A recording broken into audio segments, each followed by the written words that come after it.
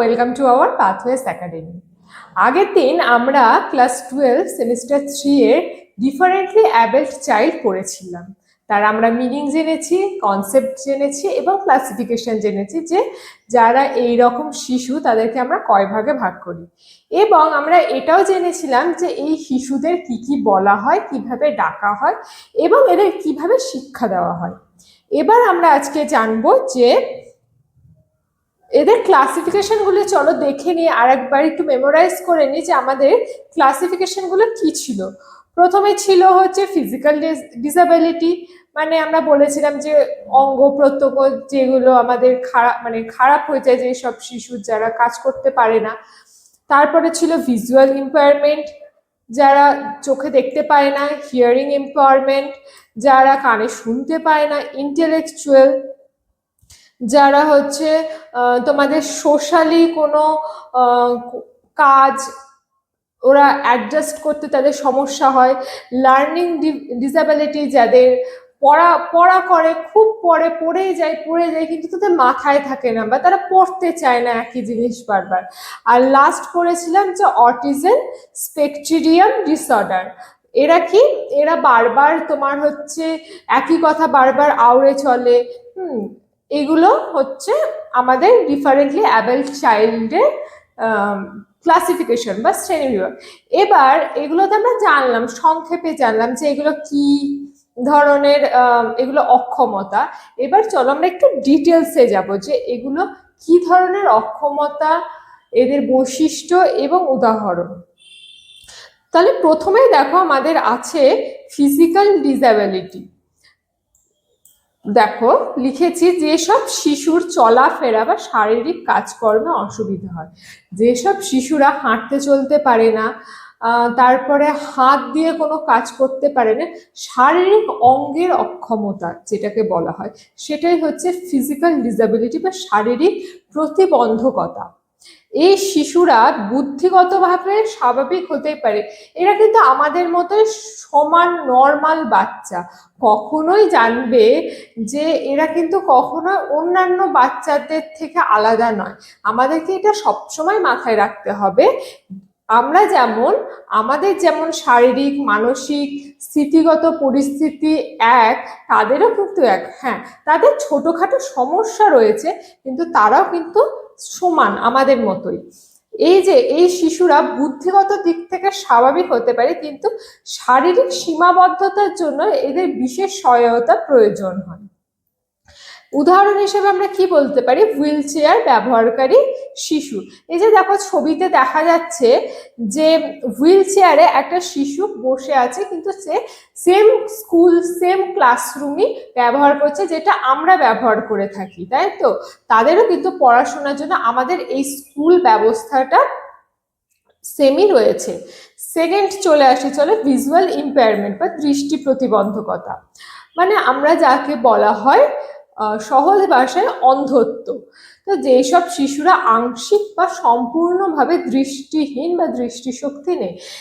কিছু কিছু শিশু আছে দেখবে যাদের চশমা ব্যবহার হয়, খুব পাওয়ারফুল পাওয়ার থাকে সেই চশমাতে, যে চশমাটা পরলে তারা দেখতে পায়, বাট চশমাটা খুলে নিলে তাদের সমস্ত ভিজুয়ালটা ব্লার হয়ে যায়, ঝাপসা হয়ে যায়। আর কিছু শিশু থাকে যাদের পুরো ভিজুয়ালটাই নেই, পুরোটাই মানে তাদের চোখ পুরো অন্ধকার হয়ে যায়। তো এদের দুজনকেই আমরা বলে থাকি দৃষ্টি প্রতিবন্ধকতা বা অন্ধত্ব। এরা কি করে, এদের জন্য আমাদের ঠিক নর্মাল স্কুলটা, মানে আমরা যেরকম পড়াশোনা করি বই দেখে বোর্ড দেখে স্কুলে গিয়ে স্যার ম্যামদের কথা শুনে, এদের না ঠিক এই শিক্ষাটা এদের জন্য পারফেক্ট নয় আমি বলতে পারি। হ্যাঁ, তারা হয়তো শুনতে পাচ্ছে, তারা বুঝতে পারছে, কিন্তু তারা তো দেখতে পাচ্ছে না বলে, যারা পুরোপুরিভাবে অন্ধ, হ্যাঁ, যাদের ভিজুয়াল নেই পুরোপুরিভাবে, তারা কি করে জানবে কোনটাকে অ বলে কোনটাকে আ বলে? তারা কি করে একটা সেন্টেন্স জানতে পারবে, তারা কি করে ফিল করতে পারবে যে বা বুঝতে পারবে যে কোন কালার কোনটা, তাদের তো জানার কথা নয়। তো এই স্টুডেন্টদের জন্য একটা আলাদা ধরনের বই থাকে, আলাদা ধরনের স্কুল থাকে, আলাদা ধরনের শিক্ষা ব্যবস্থা থাকে তাদেরকে শিক্ষিত করে তোলার জন্য। দেখো এরা রিয়েলি বই বা বিশেষ প্রযুক্তির সাহায্যে শিক্ষা গ্রহণ করে থাকে। যে বইগুলো তোমরা শুনে থাকবে, সেই এরকম ফোঁটা ফোঁটা ফোঁটা ফোঁটা দিয়ে একটা বই থাকে, মানে ওই ডট ডট ডট ডট গুলো ওদের সাইন, ওই ডট ডট গুলোতে ওরা টাচ করে করে ওদের লেখাটা হয়, এবং আমাদের অ আ লেখার থেকে ওদের লেখা পড়া এগুলো একটু আলাদা হয়ে থাকে। এবং এদের এখন বিভিন্ন আলাদা আলাদা প্রযুক্তির মাধ্যমেও তাদের পড়ানো হয়, তাদেরকে ভিজুয়ালাইজ করানো হয়, তাদেরকে নানান ধরনের প্রজেক্টরের মাধ্যমে তাদেরকে বোঝানো হয় যে কোনটা কি ধরনের। যেমন উদাহরণ হিসেবে দিতে পারি যে blind child or low vision child, যেটা বললাম যে ব্লাইন্ড চাইল্ড মানে একদমই অন্ধ এবং অল্প অন্ধ।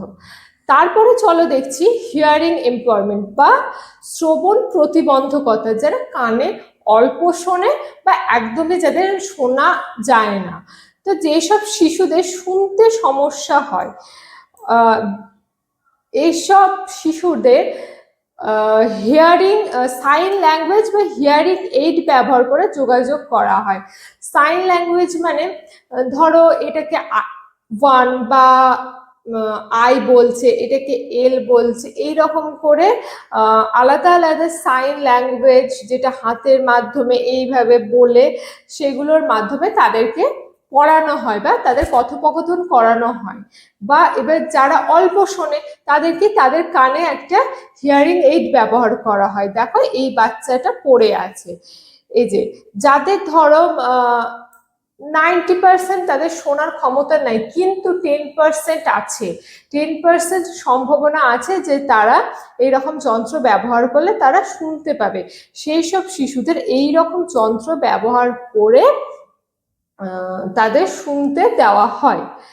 তার উদাহরণ হিসেবে আমরা কি বলতে পারি যে ডাফ চাইল্ড আর হার্ড হিয়ারিং চাইল্ড, যে যারা একদমই শুনতে পারে না তারা সাইন ল্যাঙ্গুয়েজ, বোর্ডস এগুলো দেখে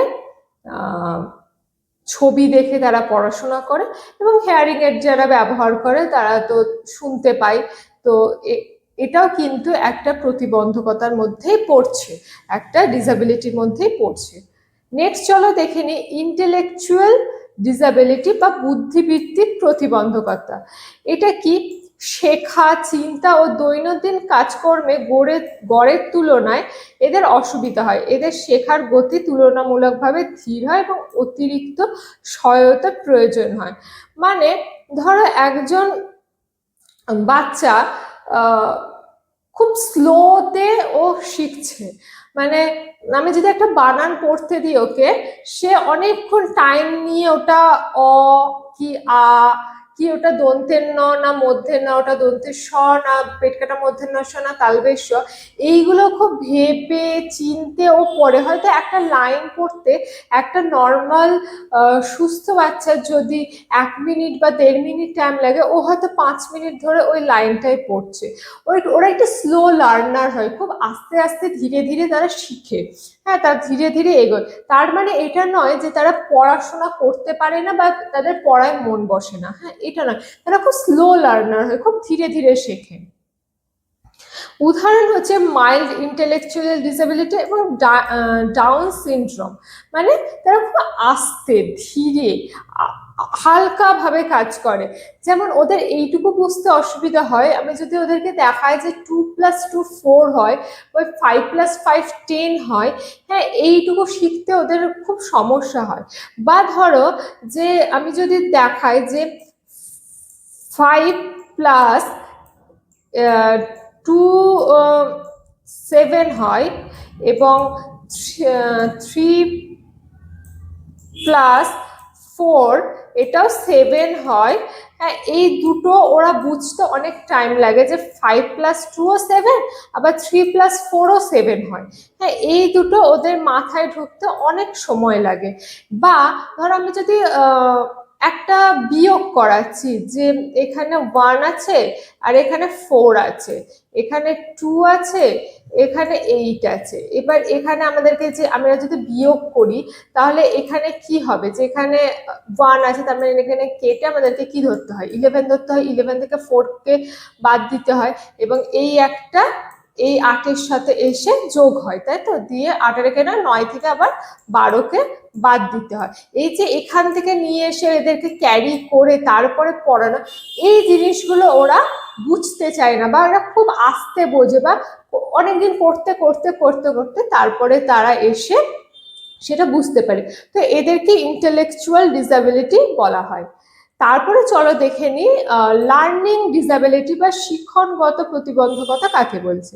কাকে বলছে, যে বুদ্ধিমত্তা স্বাভাবিক হলেও পড়া লেখা বা গণিতে খুব সমস্যা হয়। শিশুটি বুদ্ধিমান হলেও নির্দিষ্ট বিষয়ে শেখার অসুবিধা অনুভব করে। তো এদের বুদ্ধিটা নর্মাল হলেও, স্বাভাবিক হলেও, এরা পড়া লেখা বা গণিতে এদের খুব সমস্যা হয়। কিছু বাচ্চা দেখবে যাদের লিখতে খুব সমস্যা হয়, যে তারা পড়ে নিচ্ছে, হয়তো পড়াটা গড়গড় গড়গড় করে মুখস্থ করে নিচ্ছে, কিন্তু যখনই আমি লিখতে দিচ্ছি সেই বাচ্চাটাকে, সেই বাচ্চাটার বানান ভুল হচ্ছে, বা লেখাটা আস্তে আস্তে এরকম স্ট্রেটের বদলে এইভাবে বেঁকে চলে আসছে, বা প্রচুর বানান ভুল হচ্ছে। হতেই পারে এরকম অনেক বাচ্চারা। আবার কিছু বাচ্চা থাকে যাদের পড়তে অসুবিধা হচ্ছে, তারা জানে কি লেখা আছে, তারা বুঝতে পারছে, আমি যখন তাকে পড়াটা বোঝাচ্ছি সে বুঝতে পারছে, সে আমাকে বলতে পারছে, কিন্তু আমি যখন তাকে পড়তে দিচ্ছি সে আর পড়তে পারছে না, আটকাচ্ছে, রিডিং আ এরকম করছে। হ্যাঁ, তো এইভাবে এই যে এরকম যে আটকে আটকে যায় পড়তে গিয়ে, তারপরে বানান করছে, বানান থেমে থেমে থেমে থেমে করছে। হ্যাঁ, এইগুলো থাকে। আবার থাকে হচ্ছে গণিতের সমস্যা, অঙ্ক। এবার অঙ্কতে তো আমাদের অনেকেরই সমস্যা থাকে, তাই না, কিন্তু এইসব বাচ্চারা খুবই গণিতে দুর্বল হয়। যেমন আমি তোমাকে বললাম, যেটা আগেরটাতেও বললাম ইন্টেলেকচুয়ালেও, যে ওই যে বিয়োগ করার যে ব্যাপারটা, যে আমি যে বিয়োগ করছি ওটা, ওখান থেকে যে আমি 11টা আছে সেই একটা যে আমি পরেরটাতে নিয়ে এসে যোগ করব, এটা তারা বুঝতে পারে না। নামতাতে তাদের খুব অসুবিধা হয়, নামতাতে গুলিয়ে যায়, একই নামতা ধরো বারবার বারবার তারা পড়ে আসছে, কিন্তু তাও তাদের গুলিয়ে যায়, তাদের প্রচন্ড অসুবিধা হয় গণিতে। তো তারা বুদ্ধিমান, হয়তো তারা সে পেরে যাবে, কিন্তু এগুলোতে তাদের খুব অসুবিধা করে। তো এগুলোকেই বলা হয় লার্নিং ডিসএবিলিটি। তো এখানে কয়েকটি ইম্পর্টেন্ট জিনিস দেখো যেগুলো শর্ট কোশ্চেনে আসে, এবং তোমরা যদি এগুলো নিয়ে পড়াশোনা করো কখনো, ইনক্লুসিভ এডুকেশন বা অ্যাডাল্ট চাইল্ড, এদেরকে নিয়ে পড়াশোনা করো ভবিষ্যতে, তাহলে এইগুলো খুব ইম্পর্টেন্ট জিনিস যেগুলো তোমাদেরকে মনে রাখা খুব দরকার। যেমন হচ্ছে ডিসলেক্সিয়া, রিডিং প্রবলেম, যাদের পড়তে অসুবিধা হয়, বানান পড়তে, রিডিং পড়তে অসুবিধা হয়, সেটা ইংলিশ হতে পারে, সেটা বাংলা হতে পারে, যে কোনো কিছু যাদের পড়তে অসুবিধা হয় সেই সব বাচ্চাদের বলা হয় ডিসলেক্সিয়া, তাদের ডিসলেক্সিয়া আছে। যাদের লিখতে সমস্যা হয়, রাইটিং প্রবলেম, যাদের লিখতে সমস্যা হয় তাদের বলে ডিসগ্রাফিয়া। ওই যে বললাম যে বানান ভুল, সে হয়তো ভালো বলতে পারে, হ্যাঁ, সে উত্তরগুলো বলে দেবে, কিন্তু যখন আমি লিখতে দেবো তার প্রচন্ড বানান ভুল, সে লাইন মেনটেন্স করতে পারে না, সে জানে না যে একটা লেখার পরে কতটা গ্যাপ দিয়ে লিখতে হয়। তো এগুলো যাতে সমস্যা হয় তাদের বলা হয় ডিসগ্রাফিয়া। এবং ম্যাথ প্রবলেম যাদের আছে, অঙ্কে সমস্যা যাদের দেখা যায়, তাদের বলে ডিসক্যালকুলিয়া। ঠিক আছে, নেক্সট চলো দেখে নি অটিজম স্পেকট্রিয়াম ডিসঅর্ডার, এএসডি যাকে বলা হয়। তো অটিজম স্পেকট্রিয়াম ডিসঅর্ডার, প্রথমেই বলে রাখি, এটা কিন্তু কোনো ডিসএবিলিটির মধ্যে পড়ে না, বা এইসব বাচ্চারা কোনোভাবে অসুস্থ নয়, ঠিক আছে। এটা একটা নিউরোলজিক্যাল সমস্যা। দেখো এখানে বলেছি যে সামাজিক যোগাযোগ ও আচরণের একটি বিশেষ বৈশিষ্ট্য দেখা যায়। অটিজম কোনো রোগ নয়, এটি একটি নিউরো ডেভেলপমেন্ট কন্ডিশন, মানে এটা একটা নিউরোলজিক্যাল সমস্যা। একটা বাচ্চা ধরো তার কোনো সমস্যা নয়, সে শুনতে পায় ভালো, সে দেখতে পায় ভালো, সে পড়তে পারে ভালো, সে লিখতে পারে ভালো, হ্যাঁ, সে হাঁটা চলা কথাবার্তা সব ভালো, কিন্তু তার এএসডি আছে।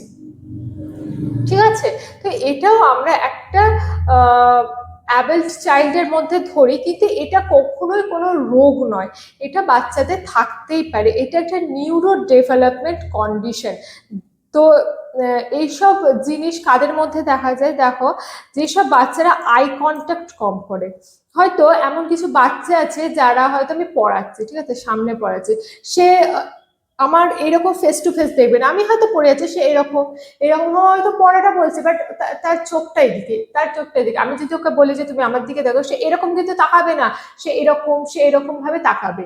তো এইরকম বাচ্চারা যারা যারা আছে, তারা কিন্তু এএসডি একটা শিকার। তারপরে হচ্ছে রিপিটিভ বিহেভিয়ার করে, মানে কনস্ট্যান্টলি হয়তো বিড়বিড় বিড়বিড় বিড়বিড় করে নিজের মনে বিড়বিড় বিড়বিড় করে যাচ্ছে, নিজের মনে বিড়বিড় বিড়বিড় করে কোনো কথা বলে আছে, বা ধরো কোনো সে অ্যাকশন কিছু দেখেছে, সে ইউটিউব বা টিভিতে কিছু একটা দেখেছে, সেই জিনিসটা হয়তো তার খুব ভালো লেগেছে, সেটা হয়তো মানে কনস্ট্যান্ট সে রিপিট করে যাচ্ছে, সেটাও মুখে বিড়বিড় বিড়বিড় করে যাবে।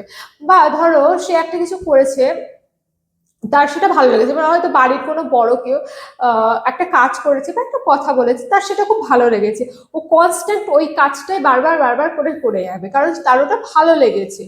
এবং লাস্ট হচ্ছে সোশ্যাল ইন্টারাকশন ডিফিকাল্টি, তারা কখনোই কিন্তু সোশ্যালি এঙ্গেজড হতে চাইবে না। তার বাড়িতে তার ফ্যামিলির মধ্যে যারা আছে, ধরো মা বাবা ঠাকুমা দিদা দাদু এরা আছে, এবং এছাড়া যদি ও তার বাড়িতে কেউ চলে আসে, সে তার সাথে মিশবে না, তার সাথে কথা বলবে না, সে হয়তো ঘরের দরজা বন্ধ করে নিজের মধ্যে একা থাকবে, সে বেরাবে না, সে আর চারটে বাচ্চার সাথে মিশতে পারবে না। হ্যাঁ, এই যে সোশ্যাল এঙ্গেজমেন্ট, বা সে কোনো কোনো ফাংশন, কোনো অকেশনে গিয়ে সে থাকতে পারবে না, হয়তো গেল 2-5 মিনিট থাকার পর সে হয়তো কাঁদতে আরম্ভ করবে। তারা এই জিনিসগুলোকে খুব অ্যাভয়েড করে, কারণ এটা ওদের নিউরো ডেভেলপমেন্ট কন্ডিশন, এদের একটা নিউরোলজিক্যাল সমস্যা, যেটা বয়সের সাথে সাথে আস্তে আস্তে আস্তে আস্তে সেটা কিওর হতে থাকে। এবার চলো আসি, এই যে আমাদের এতগুলো ক্লাসিফিকেশন দেখলাম, এতগুলো বাচ্চা এইরকম ডিফারেন্টলি অ্যাবেল্ড চাইল্ড, এতগুলো এতগুলো ডিসেবিলিটি আছে, তো এদেরকে পড়াশোনাটা কিভাবে, তাদের শিক্ষা ব্যবস্থাটা কেমন করানো উচিত? তো এদেরকে অবশ্যই দেওয়া হবে ইনক্লুসিভ এডুকেশন বা অন্তর্ভুক্তিমূলক শিক্ষা। তোমরা নাম শুনে থাকবে যে অন্তর্ভুক্তিমূলক শিক্ষা বা ইনক্লুসিভ এডুকেশন। এই এডুকেশনের মধ্যে কি করবে, এটা এমন একটা শিক্ষা ব্যবস্থা যেখানে সাধারণ শিশু এবং বিশেষ চাহিদা সম্পন্ন শিশু, ডিফারেন্টলি অ্যাবেল চাইল্ড, একই বিদ্যালয়ে একই শ্রেণীকক্ষে শিক্ষা গ্রহণের সুযোগ পাবে।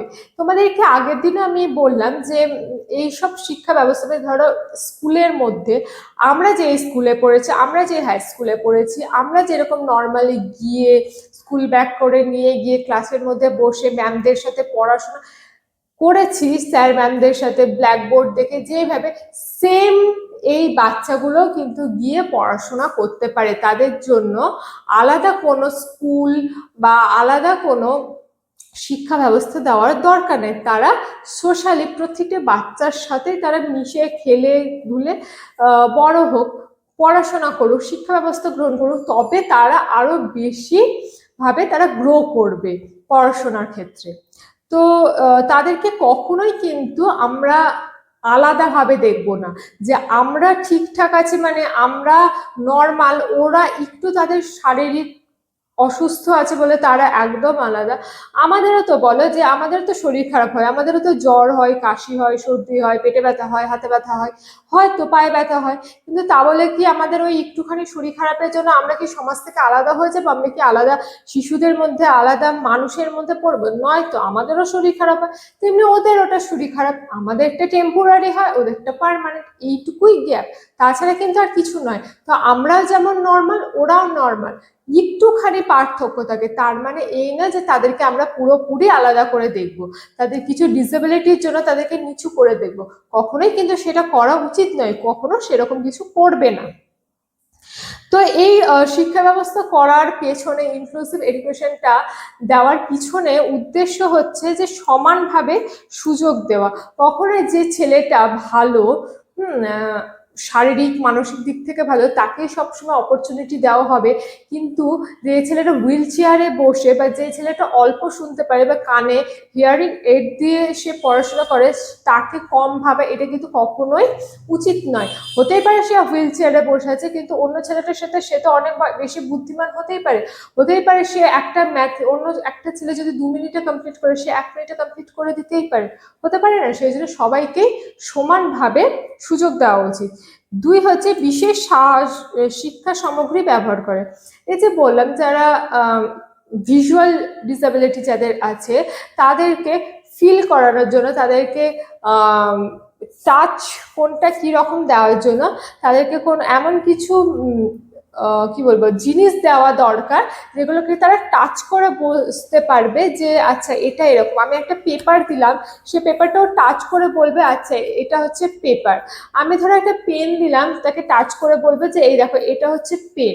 পেনটাকে ওকে লিখতে দিলাম, তুমি কিছু একটা করো, পেনে এইভাবে লিখতে হয়, রুল এটা, রাবার এটা, চক এটা, ডাস্টার এটা, ঠিক আছে? এইভাবে তাদেরকে কিছু জিনিসের মাধ্যমে তাদেরকে পড়ানোর ব্যবস্থা করা। সহানুভূতিশীল আচরণ করা, কখনোই কোনো বাচ্চার ওপরে রুড ব্যবহার করা যাবে না। মানে শুধু ডিসেবিলিটির জন্য নয়, ডিসেবিলিটি চিলড্রেনের জন্য, কোনো বাচ্চার ওপর খুব রুড ব্যবহার আমরা করতে পারি না। আর অবশ্যই এইসব চিলড্রেনদের ওপর তো আমরা করতেই পারি না, কারণ তাদের প্রথম থেকে একটা মেন্টালি একটা প্রেশার থাকে, তারা দুর্বল থাকে মানসিকভাবে।